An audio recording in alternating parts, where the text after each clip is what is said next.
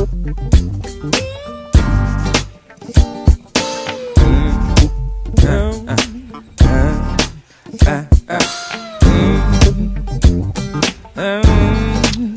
want to jump right into it. Basically, Floyd is obviously he's always been known as an excellent boxer. You know what I mean, and very successful at it. What did you feel? I know you've been in and out of his life, and but you always been around, and you pretty much created him from a baby as far as the sport of boxing. So you made him like a lot of trainers, take fighters in after they become world champions already, and they can't really say they made somebody. Yeah, right. I mean, it was no question about me. My son won the National Golden Glove when he was 16 years old, and he beat two 24-year-olds. He beat one of the guys that was in the Olympics with him. He beat a couple of more fighters, just destroyed them. I mean, so when was the point in his life where you stopped training him? I know people say that you got incarcerated when he had one professional fight. Is that accurate? I can't say. It's been a while. I was incarcerated when he did have a pro fight. I do know that. He might have had two or maybe even three. I don't remember. Is that when Roger took over? Yeah, he took over. It was me the one that told them to send him to Roger. That was my ideal to do that. Okay, so it wasn't that he was lost and didn't know where to go. You actually recommended that to train with your brother. I recommended that. Not that when my son was. My brother was more than willing to take up the offer, and I'm not going to disgrade my son. My brother in any kind of way. I think my brother did a damn good job. Because my son,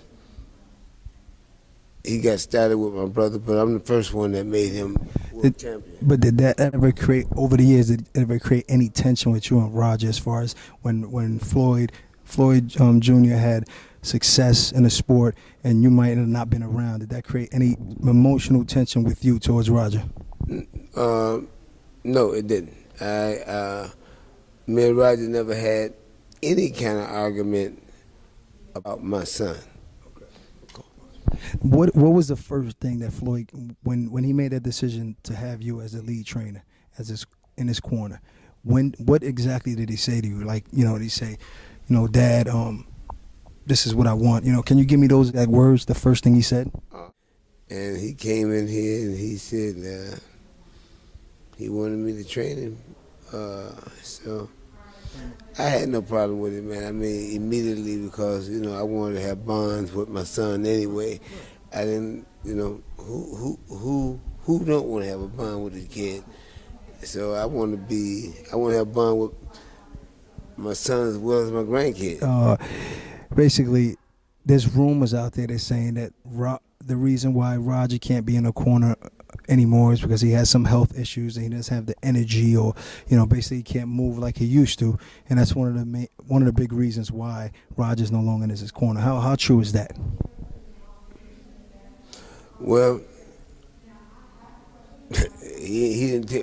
Floyd didn't tell me anything that he never said that to me, and as far as what you know about that, as far as and your brother's condition. As far as I know about Roger is Jay Leone is one of his fighters. Mm-hmm. He be in his corner. Mm-hmm. He's telling him what to do. So he's obviously capable to train and be in the corner. If he can do that with Jay Leone, he can do it with Floyd Jr. I'll tell you about Alvarez. I don't want my son to fight Alvarez. I didn't tell my son not to fight Alvarez. I don't want my son to fight Alvarez unless they come to agreement about a confined weight, A catch weight, as they call it. catch weight, and I don't want to. Otherwise, forget it, man. I mean, cause I'm just saying, junior lightweight to lightweight, 135, and then 140, and then 147. He won all those weight divisions, but 140. Floyd can fight that weight right now and be dominant in that weight class again. And I'm just telling you that. So Floyd can make 140 pounds if he wanted to. Of course. So basically, you don't feel like he needs to go up to 154 pounds to prove anything. Floyd eats a lot to keep up with 147 pounds. He eats a lot of food to keep heavy. So basically, he has to struggle. Like some fighters usually struggle from starving themselves to make weight. In other words, Floyd has to eat to make weight. He ain't got to do none of that. He eats every time. He don't have to do anything with struggling about his weight. Floyd always find ways to win. He has a natural ability of adjusting in the ring. But what you saw in the gym that you didn't like, and I have to ask you this question because I have to be honest to the people. Do you blame Roger for that? Somewhat. For what? For the things that you said that you didn't like seeing when you came back into the camp, and him getting hit in the Cotto fight and those type of things. I mean, I'm not trying to get you to say anything negative about Roger, but just being honest. It ain't nothing negative, man. If something fit, it's got to be worn. I wasn't around, and when I come around, you can count the times he got hit.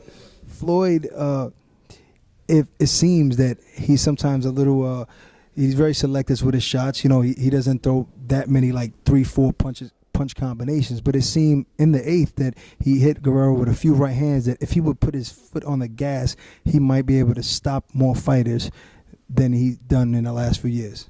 What do you feel about that? I feel that's correct. Boxing fans can appreciate what he displayed because that's the art of boxing, sweet science. You know, myself and a lot of other people. But the mainstream fans, people that fly out to Vegas, you know, people that have pay-per-view fight parties and so what, they like to see that action. So do you guys feel pressure like maybe we have to be more aggressive offensively to be able to please, you know, Showtime, CBS, and this next fight left? As long as my son is with his father, he's going to perform. He's going to perform to the fullest because I know what to do to get the job done. I have to ask you this. I know you're well aware of Adrien Broner. I guess Floyd has adopted him as a young brother, so to speak, image. I mean, like, you know, a big brother.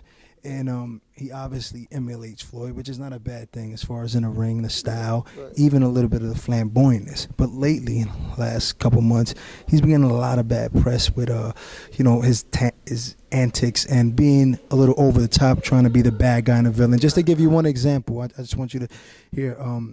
He was on a video in Miami flushing $20 bills down the toilet, saying he doesn't carry $20 bills, but with all the hungry children around the world, don't you think that might be a little offensive to everybody when those $60 or $80 he flushed down the toilet could probably fed 100 kids that day?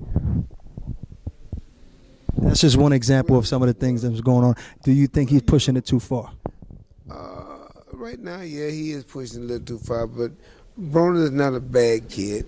You know, I mean, to be honest, he's not, you know, I talked to him a couple of times, and, you know, he just right now, he's a flamboyant type of guy right now and flashy. And a lot of people mention Ali, but Ali was trash talk and he was flamboyant, but he stood for something else. He stood behind the whole people, and he represented, you know, African Americans to where I don't think any fighter ever has done so. So, with the same token, you know what I mean, Broner is flashy and flamboyant, but what is he doing for his people?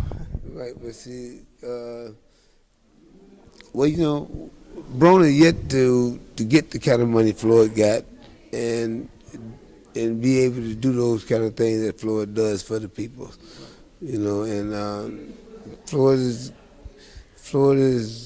the Ali of today. What Ali did back then, Floyd is helping out. But don't you feel like you can still be flamboyant and flashy and have, class and the people still love you? Does he feel like Broner feels that he has to have this bad guy image? Broner gonna learn. He's a little young now, so you gotta give him time to grow a little bit. He's the flashy type of guy. He talk. I've been right there by him. Cause I was that kind of guy when I was before, but I wouldn't. I don't think you would ever flush $20 bills down the toilet. No, I ain't never flushed a penny in the toilet. So I can admit that maybe about 7-8 years ago, Floyd maybe wasn't that, mature. So I know it takes time. I know it takes time. That's what I'm trying to tell you. That's all I'm trying to tell you about Broner. Time takes its place. In due time, a lot of good things gonna come out of him. So would you ever be okay, maybe his second or last fight of this contract, to face Adrien Broner? If obviously he's at that weight now, and we both know they're friends, but this is a sport and this is a business. Would you, if that was brought to the table, would Floyd Sr. be okay with it and say, Floyd, let's do it? Honest opinion. My honest opinion, we don't want to fight Broner. It probably been a thing. It might be a different thing if him and Broner hadn't have a relationship the way they do. If they didn't have a relationship or something like that, it'd be different. But at this point, you don't see that ever happening. No. I'm just going to tell you this right here. How many more welterweights do you have out there can really talk about whooping Floyd? Because I didn't know who in the hell Guerrero was. They build him up to be a badass, and he end up not being shit.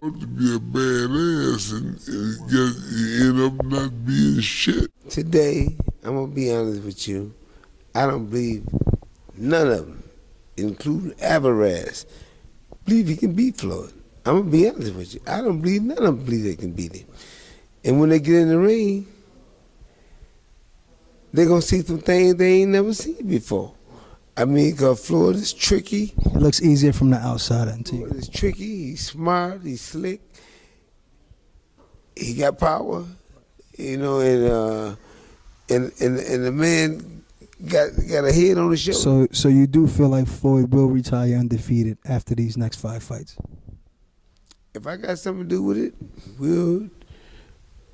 he will retire undefeated.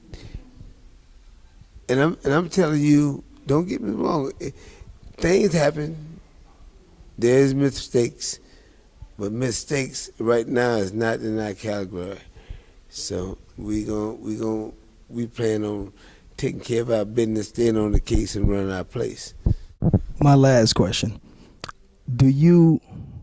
is Floyd Jr. a better fighter under your supervision and training than Roger? Well, I'm gonna say this right here. Roger's a good trainer. I'm gonna say it like this right here. I'm the one that's why he was able to do what he did on the 4th that night. That's why he was able to do what he did, because father and son. So when the blood comes together, it's a mixture. And when we mix it up, it's magic. Thank you. I finished it for you. I couldn't say it no better. You said it right. So you heard it first here live, 99.3 The Joint, Hitch Show, WorldStarHipHop.com with Floyd Sr. You guys have been great, man. You guys have really been great. All right, thank you so much. Great heavyweight event. Adrien Broner. Thank you. is Anthony Lifestyle Smith. You're tuning into the Aqua and Hitch Show on 993 The Joint.